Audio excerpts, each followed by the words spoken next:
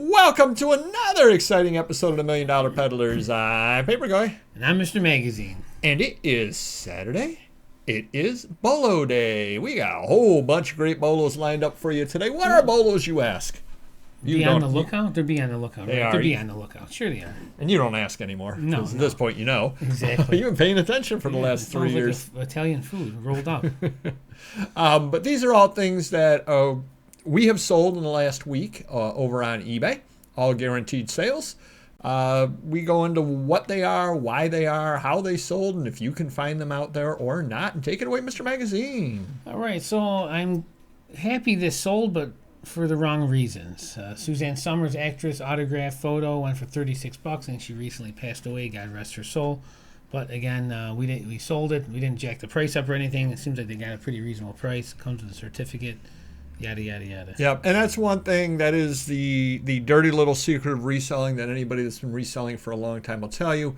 When somebody famous passes away, generally speaking, there's a rush on their items for whatever reason. People want to remember the person, sure, whatever it happens to be. Yeah. My question always has been, what do they do a week afterwards? They're looking at it going, why do I have this? Yeah, exactly. But whatever the case happens to be, things tend to sell when somebody of prominence passes. Yeah. All right, next up. Oh, this looks like something of a paper guy. But it is not. It is Mr. Magazine's. Casper Nightmare comic number 20, June 1968. This sold for $17. Wow. I don't know why, but if you look at the cover, you know. That's seen better days. Yeah, but they know what they're getting. Right. Oh, yeah. Yeah. You mentioned it in the condition and showed it. Yeah. So, you know, they are out there. Those are out there. I don't know if it's a rare one or sought after. Yeah, just. I bet that guide's in that condition for about $4, honestly. Yeah, but and it's on eBay, which is surprising that someone would pay that. But hey, I'm not arguing. Well, I guess the other side of it, though, is you may have the only one on eBay. Right. And that's why sometimes some of the obscure comics go for a lot more than guide, because somebody happens to want that issue. You know, maybe they had that as a kid. Well, it says Casper and Nightmare. That must be the horse he's on. Yeah, yep. And maybe because Halloween season. Could be that. Or it could be, again, they had that one as a kid. They remember reading it at their grandma's house, and $16 doesn't sound outrageous when there are no other ones out there. Or maybe there is another one out there, but it's graded and they can't read it. That was really theirs when they were a kid. I remember reading on that cover like that. Yeah. Or if it's graded, they can't read somebody else's. That's true, yeah. Yep. All right, so buy them if you see them. Next up, luckily I already had one in my collection. Picked up another. Luke Skywalker X-Wing helmet, Star Wars Black Series, loose and untested X-Wing fighter helmet. Now, what do you mean untested? Like, you were supposed to take a lightsaber to the head? I think it takes batteries. It makes some noise or something. I'm guessing, unless my employee does not know, I never... it says electronics are untested, so I must take a battery somewhere. It's never gone off into space on an X-Wing fighter, so we don't know if it can handle the G's. And I would say most likely they're just going to throw some new batteries in if they know what they're doing.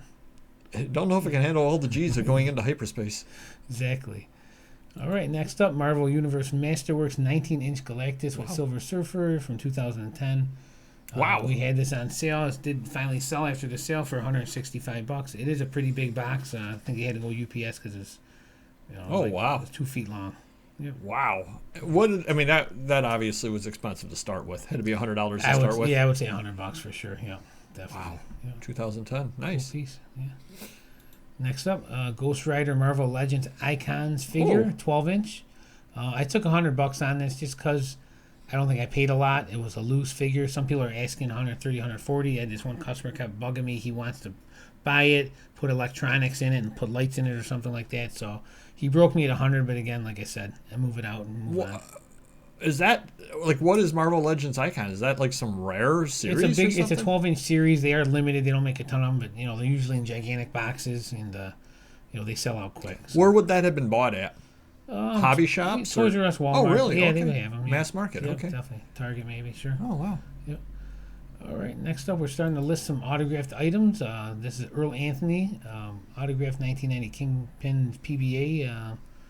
We could put bowler or something in there, or bowling. I would. Covers it. Yeah, I probably would use signed. We asked, so authenticated graded ones were going for like $300-$400. We put this on at $200. They offered $150. We took it. I figured, I know I didn't pay a lot of money for it, and his signature wasn't worth a whole lot, 20 years ago. So You know. You know what I've got, believe it or not? What's that? An Earl Anthony signed bowling pin. Oh, wow. Yeah, I think I got it from you years ago, probably 20 years ago when it wasn't worth a I'll lot. give you $20 for it. I think the bowling pin was worth more than the signature right there. Exactly. All right, next up, Coleco Starcom 2-inch magnetic boot figures from Oh, 1986. I see what he did 7. there.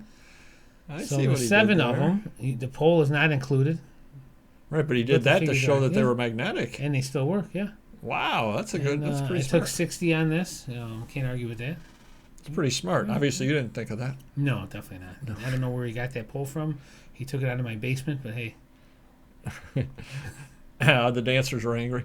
Go ahead on to the next item. I think you're the next item. Oh, am I? Oh, well, then why don't I go on to the next item? Carstairs Party Book, talking about parties down in the basement. It's not a party till the seal shows up. Carstairs Party Book, 1950s Esquire drink book, bar recipes, drink mixology. Took $24 on this.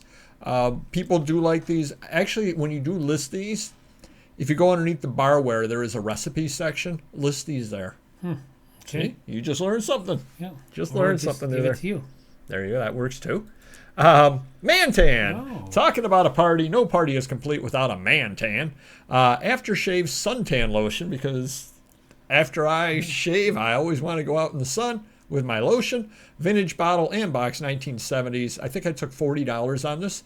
Actually kind of surprised me that it only went for $40, because Yeah. how many man-tan can be My out dad there? used to talk about that years ago. Did he really? Yeah, it's like a dude had a tan. He goes, "What are you using, man tan?" Oh, that's funny. Yeah. Yeah, look at it. It's from the 70s, yeah. Yep. Yeah, it's funny. That is funny. So there you go. So now you know if you see the man-tan out there with the box, it sells for about $40. I do not guarantee. Actually, I should have taken someone used it and seen Yeah. to watch my face break out Put on it the half show. your face. You'd be like Two-Face. East Rochester, New York, Bicentennial Calendar, 1976.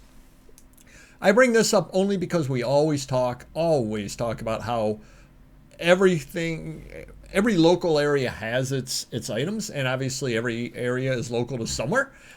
We happen to get a lot of upstate New York stuff up here, but to get $28 out of that calendar, very, very happy with that. Yeah. On that there. And definitely a tip, whatever area you're from, set up your store with a category from that area, because you're going to find a lot of stuff. If you're in Southern California, set up a Southern California section. If you're in the Midwest, set up a Kansas section. Whatever areas you're going to be around, set up sections.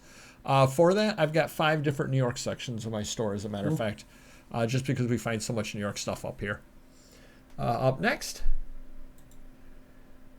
another local thing. This happens to be in Ohio. I picked this up when I was at the Springfield. You want to know what else it's another of?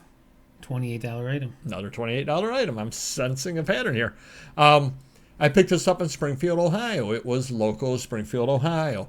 And sure enough, it sold at auction, so it sold within the 7 days that I put it up as well. History of the Melmore Methodist Church, 1836 to 1939.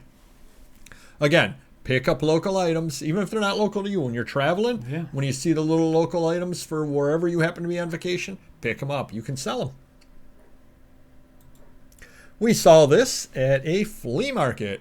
Mentioned it over here on the show as well. Got it for $5, and a gentleman said, "Did you need another one?" Took $65 for it, I believe. George Magazine first issue.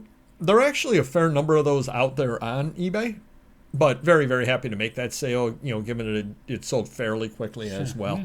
Yeah. But definitely do keep your eyes open for this, and I think you can probably remember that cover. Sure. Up next, Buckeye Fireworks Ad Brochure Wapakoneta. Say that 10 times fast and try to say it correctly Yeah, 10 once. times fast. Very good. Try to say it correctly once. I don't think I did that either. Ohio 1950s. Old fireworks stuff definitely does sell, and yeah, that's quite the picture to use as my number 2 picture.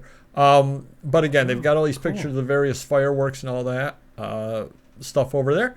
I think I took a $40 offer on it.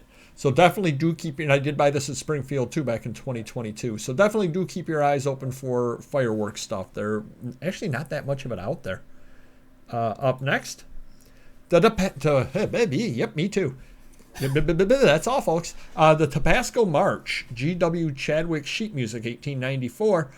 Turns out that there are about 4 or 5 different from this play. So, and they all sell for $25 or so. So do keep your eyes open on this. This is $18.94, and it's a large size. And another one that's fairly easy to remember. A lot of times people say, remember. I think you can remember the Tabasco March. I've made that to the restroom the next morning far too many times. Up next, the long and short of it. Whoa, we're in a party mood today. Russell Patterson, 1934 Mixology Cocktail Recipe Booklet. Wow. It's seen better days. It looks like the morning after of that party there, as a matter of fact, with the stain on it. Rougher shape booklet, heavier dirt, back cover detached, pieces missing off back cover. Rougher shape book over there. I did end up taking a $40 offer on it for two reasons. Number one, because the condition is not good. Mm-hmm. And the other reason why is it's more common than you would think, and people had it listed on there for $25 to $40. Wow. So I listed it high and took a $40 offer on it. One of the reasons why I think I sold it was in my Art Deco category in my store. I didn't have room to say Art Deco there, but definitely is an Art Deco type piece. And that's where I set up the store category for Art Deco as well. So very happy with that sale as well. Sure. And finally today, Frank Lloyd Wright, Drawings Portfolio, Set of 6, 1994, MoMA, stands for Museum of Modern Art, and 3 model C3 print. So I actually picked this all up. I don't even remember where. It was some buy or other, and it actually had the regular set and a couple of extra pieces in there. And I ended up taking $100 on it, but very, very happy because it was kind of a throw-in on another deal. Cannot argue with that. But Frank Lloyd Wright always sells. He's definitely somebody or other that will sell, no doubt whatsoever. So yet another thing to keep your eyes open for when you're out there. Anything Frank Lloyd Wright. I know there's some 1930s magazines with him in there, and those used to sell pretty well. Some of the architectural ones and all that as well. So do keep your eyes open for the Frank Lloyd Wright stuff. Do hit the like button if you could, and we will see you next video. Take care. Bye-bye.